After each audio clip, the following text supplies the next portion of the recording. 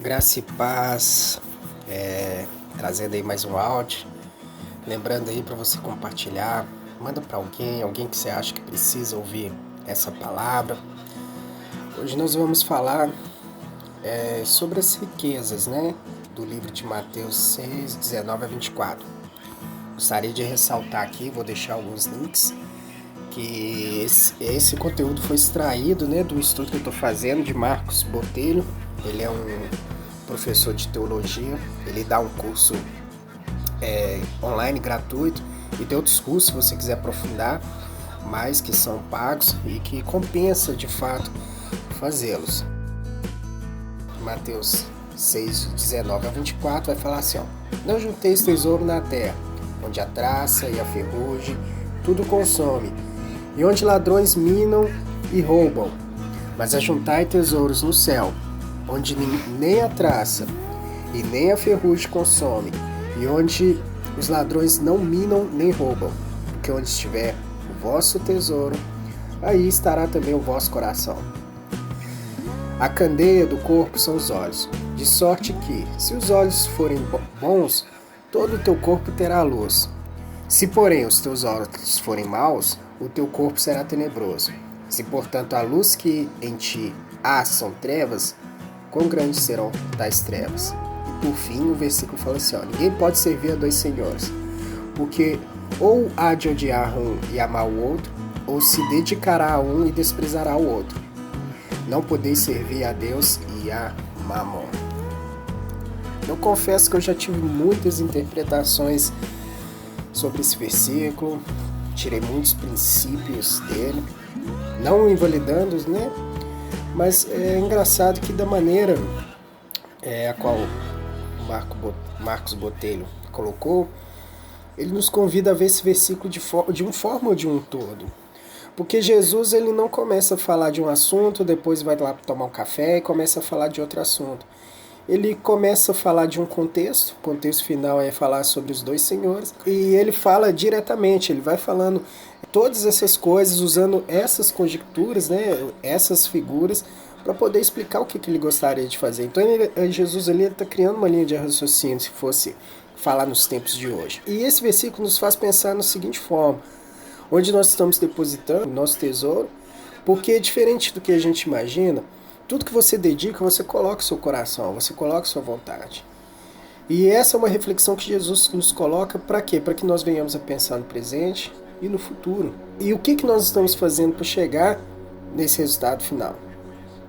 Então, esse versículo nos faz refletir o que nós estamos gastando no dia, onde você está olhando, onde é seu foco, e no final de contas, aquilo que você fez, você serviu a qual Senhor? Sabe, eu já vi pessoas pegando esse versículo, colocando como que mamon é o dinheiro, que mamon pode ser algo que você esteja, um entretenimento, alguma outra coisa. Só que quando você começa a interpretar esse versículo no todo, ele te traz algo muito mais profundo. Marcos Botelho ele colocou um exemplo que quando você estuda isso no original, a primeira coisa que você tem a impressão é que Jesus ele não está falando de algo material. Apesar que mamon sim é usado antigamente para representar o dinheiro, mas ali o sentido do versículo faz entender que ele não está falando apenas do dinheiro, mas ele está falando de uma entidade. Uma entidade que ela é empoderada e ela exerce autoridade sobre outros. E ele colocou um exemplo muito interessante. Por exemplo, se eu estiver conversando com você, eu pegar uma nota de R$100, amassar e jogar no chão, obviamente você vai deixar de me ouvir e seu foco vai ficar naquela nota de R$100. Ou seja, não é só porque é um dinheiro, mas é algo que traz tão valor na nossa sociedade que ela puxa automaticamente o foco das nossas atenções. Isso nos faz pensar o quê? Que tudo aquilo que te puxa o foco, que te faz sair de um lugar, ele é representativo como mamon. É uma entidade que tem tanto poder que é capaz de tirar o foco das pessoas. E é interessante quando a gente pensa dessa conjecturação. Por quê? Porque quando se trata de dois senhores, nós temos que entender que a realidade de Israel daquela época era uma realidade de escravidão. E a escravidão não era por cor, não era por etnia. Escravidão bastava você perder uma guerra, você se tornava escravo. Então é interessante que você, nós hoje, nós podemos trabalhar em 2 empregos. Mas naquela época, quando se tratava de servir, de ser escravo, você só podia servir um senhor, não tinha 2 senhores. E é interessante que aqui Jesus ele coloca um impasse que nós devemos decidir a qual senhor nós vamos colocar. Mas não é só apenas decidir, porque eu tenho certeza, se você conhece a Deus, você já decidiu a sua fé. É algo decisivo que nos faz a nos inclinar, e a palavra adoração ela também pode ser associada à inclinação, que nos faz inclinar nesse Senhor. Então vamos lá. Quando nós, no início da fé, nós vamos lá, aceitamos Jesus por diferentes motivos, ali nós estamos sendo comprados como escravos. Apesar de sermos tratados como filhos, nós fomos comprados como escravos. Obviamente, o que Jesus está falando aqui é que nós, naturalmente, nós deveríamos ter essa inclinação às coisas de Deus. E é interessante que aqui Jesus ele fala de uma forma prática, que nós venhamos a parar e pensar onde nós estamos dedicando. Então você pode chegar onde, mas e aí? O que seria então colocar o tesouro no céu? Então eu vou pegar aqui o versículo de 1 Coríntios 13, fala assim, ó, 3 coisas, na verdade, permanecerão: a fé, a esperança e o amor. E o maior delas é o amor. Olha que interessante. Aqui Paulo ele fala de coisas permanentes que vão permanecer na nossa vida. Então quando a gente para refletir, cara, não, o que eu estou fazendo na minha vida? O que eu estou investindo?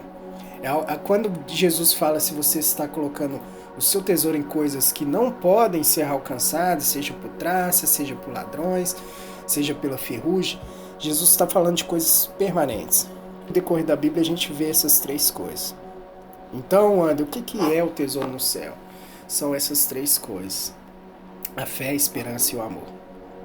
Então, tudo que você estiver investindo seu tempo, seu dinheiro, seus recursos financeiros para desenvolver isso, é algo que Jesus está falando que é permanente, é algo que vai permanecer, é um tesouro do céu. Obviamente que a pessoa que ela já está iludibriada, dominada pelo dinheiro, realmente o foco, realmente o coração dela vai estar naquilo ali, a pessoa vai se tornar materialista. Mas olha que interessante, Jesus ele nos faz nos levar numa reflexão muito mais profunda, porque se você associar isso apenas ao dinheiro, se você não tiver uma situação financeira muito esbanjadora, você vai ignorar esse versículo. E esse versículo é para todo cristão, para todo cristão.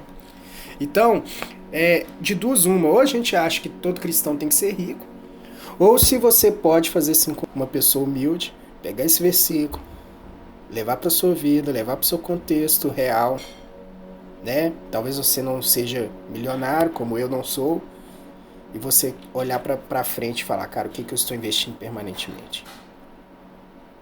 Outra forma também de investir no que é permanente é a expansão do reino.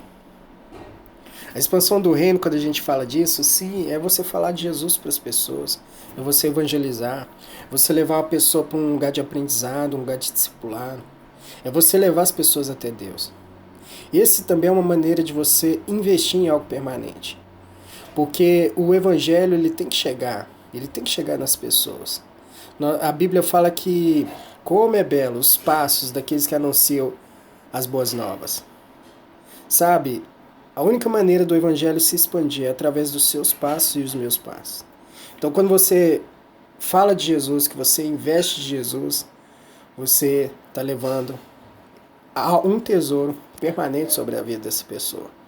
Eu participo de vários grupos, né? Tanto grupos evangélicos, como grupos também de entretenimento. E sempre que eu tenho oportunidade eu falo de Jesus. E eu tenho visto, pela graça de Deus, pela misericórdia de Deus, como Deus tem alcançado vidas através de coisas tão simples. É engraçado que parece ser um atrativo muitas vezes. As pessoas, você como um bom cristão, você já deve ter visto, a pessoa começa a falar da sua vida pessoal, começa a abrir o coração. E ali, cara, você tem uma oportunidade de falar sobre Jesus, sobre o que Jesus fez. Isso que é um dos tesouros permanentes. Por fim, Outra coisa também que é importante é você falar, testemunhar do que Jesus fez na sua vida. Tem pessoas que falam, André, mas eu não conheço a Bíblia direito, eu não sei falar de Jesus. Cara, fala o que Jesus já fez na sua vida, o que Jesus abençoou, uma situação que você estava talvez perdida e que Jesus interviu.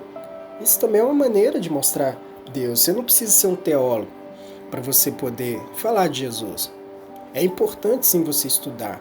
Inclusive, o que eu vou estar te falando também, que é o quê? Invista seu recurso.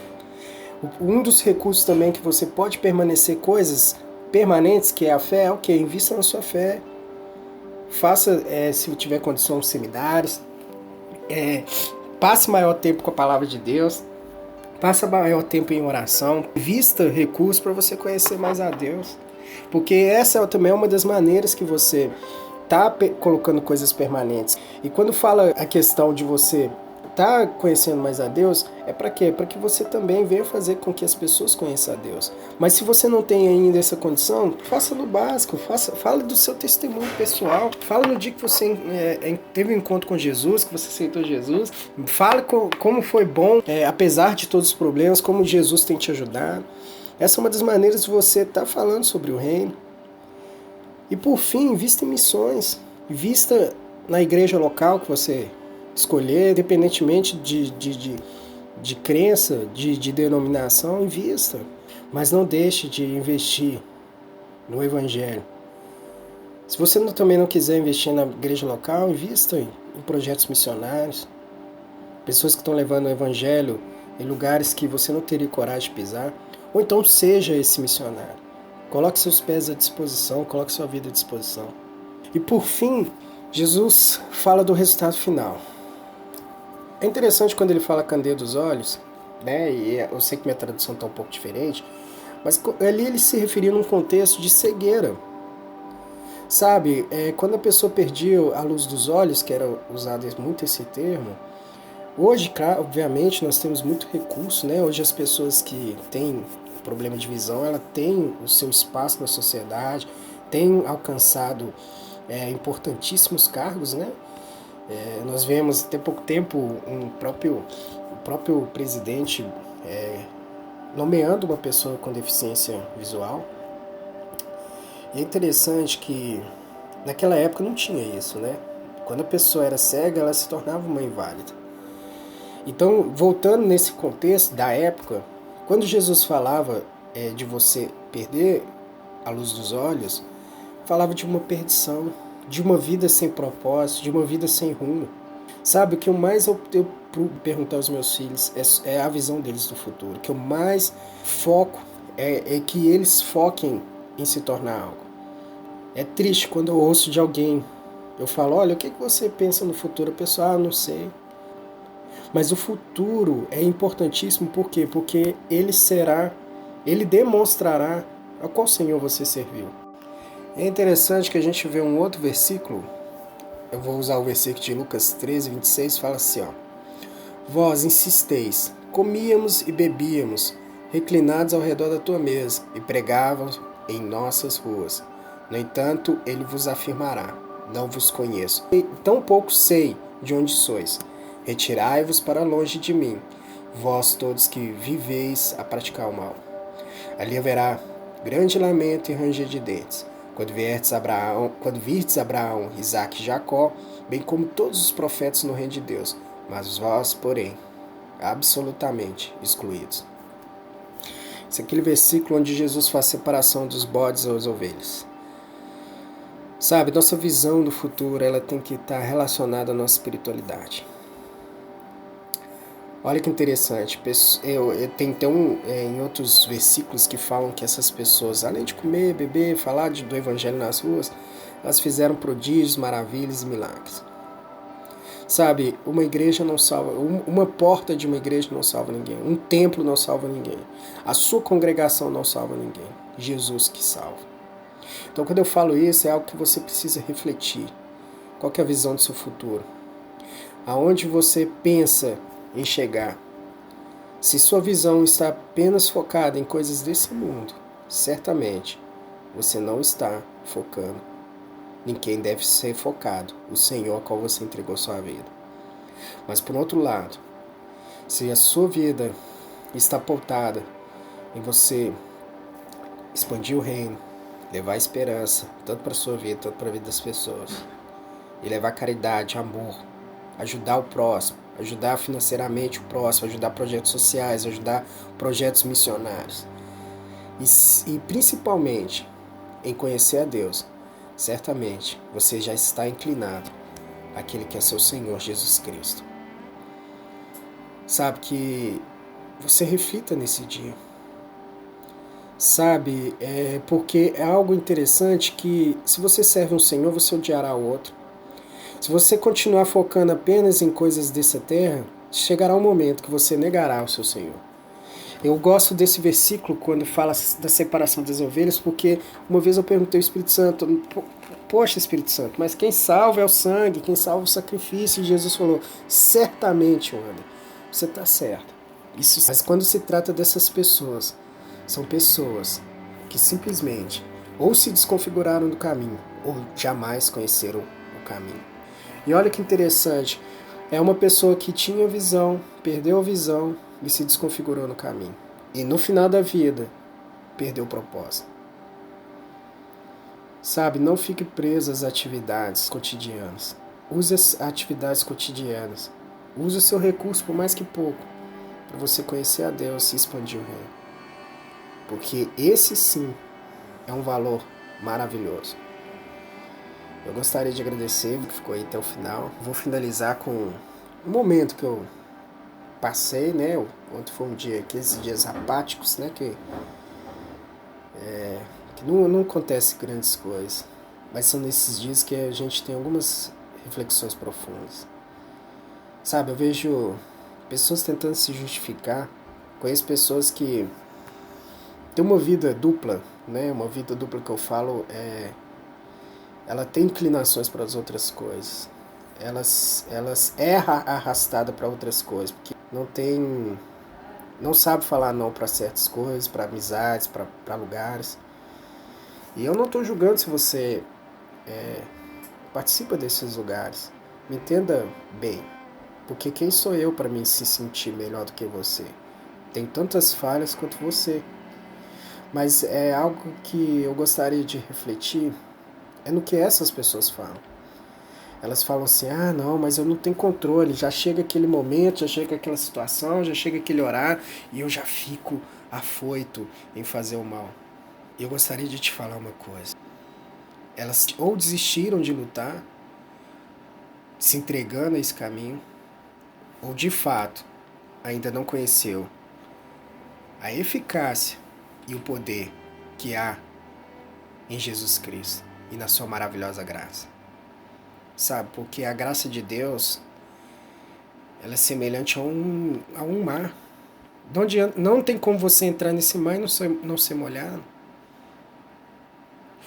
Tem jeito sim de você entrar nesse mar e tentar não se molhar. E quão difícil vai ser, viu, meu amigo? Porque as ondas vão bater, as águas vão bater. E por mais que você insista em querer viver uma vida que é diferente daquilo que Deus faz, essa graça ainda continuará te molhando. Mas o Wander é muito forte, é muito difícil. Deixa eu te falar, para de contar historinha, para de falar isso sobre sua vida. Crê somente. Então Jesus falou, olha, é impossível para o homem. Mas o que é impossível para o homem é possível para Deus. Crê somente. Wander, então você está falando que eu só devo acreditar. Acreditar vai muito mais do que eu acreditar em Deus. Vai em confiar. Se o desejo, a vontade de fazer o mal é maior do que a sua vontade, se é impossível para você, confia. Fala, Deus, eu até me amarro, se for possível, mas eu confio no Senhor. Eu não vou sair de casa, eu não vou sair desse lugar, eu não vou sair desse lugar que o Senhor me colocou. E o resto é com o Senhor, porque eu não aguento. Eu vou ficar aqui parado, minha carne vai doer, minha carne vai gritar, mas eu escolho confiar. Viva assim. Invista na sua fé é pouca. A Bíblia fala que a fé vem pelo ouvir a palavra de Cristo. Passe mais tempo com Deus. Deixa eu te falar, você é um ser espiritual. Apesar de ter sentimentos, apesar de ter emoções, você não foi feito para ser dominado por elas. Elas são sensoriais, são importantíssimas, porque são através delas que você ativa muitos mecanismos de defesa do seu corpo. Mas elas não foram feitas para você ser dominado por elas. Porque uma reflexão muito interessante é que a cabeça está acima do coração. E quem fez essa frase, que eu não sei quem foi bem enfático em mostrar que apesar de nós termos um coração, sentimentos e emoções, nós temos uma cabeça para pensar, para organizar. Então pare de contar historinhas de fracasso, porque muitas das historinhas de fracasso nossa é muito convênio. Vamos colocar uma pessoa que tem um problema com prostituição, é muito fácil, muito melhor ele falar que ele não consegue, que as coisas são mais fortes, do que ele falar, cara, a partir de hoje eu não vou e não saio de casa. Dou meu dinheiro para alguém, deixo guardado, quebro o cartão, mas de casa eu não saio. Vamos parar de viver essa vida no automático. Você tem o direito de exercer sua vontade, um direito de exercer seu livre-arbítrio. O campo do desejo é o campo que é inalcançável a qualquer ser, até mesmo a Deus. Uau, Wander, que isso? Você está falando que Deus não tem acesso ao nosso campo de desejo? Deixa eu te falar, não é porque Deus é incapaz ou não tem poder para isso. É porque Deus te deu liberdade de você decidir escolher seus próprios caminhos. Deixa eu te falar, Deus já tem um caminho para você, mas a decisão é sua, de querer seguir ou não. Você deixa essa palavra, incline-se para o Senhor Jesus Cristo. Você é um adorador. E adoração, por mais que seja associada à canção, leva a um conceito mais profundo. Adoração é inclinação. Se incline a sua carne à vontade de Deus. Começa a falar não. Aprenda a falar não, principalmente para você mesmo. Quando você quer fazer algum mal, quando você deseja fazer o mal, porque o desejo não vai parar. Tentação existe para todo mundo. Ok? Enquanto você estiver nessa terra, vai ter tentação. Mas aprenda a falar não.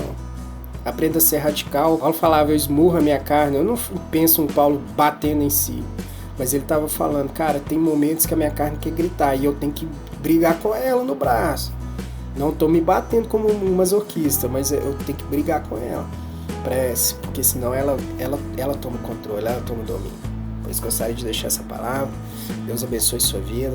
Pai, eu abençoo cada vida que tem ouvido esse áudio. Pai, aquele que está fraco, se sentindo fraco, arrastado por situações. Pai, eu faço menção no dia que ele entregou a vida para o Senhor, declarando que o Senhor é Senhor dele, que ele está escravo do Evangelho.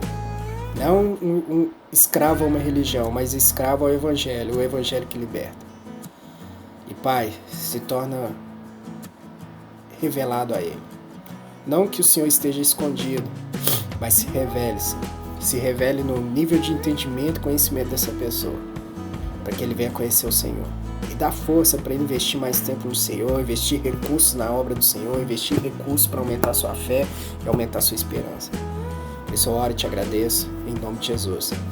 Galera, compartilha esse áudio aí, manda aí para as pessoas que você conhece, que precisam ouvir essa palavra. E deixa um like, compartilha.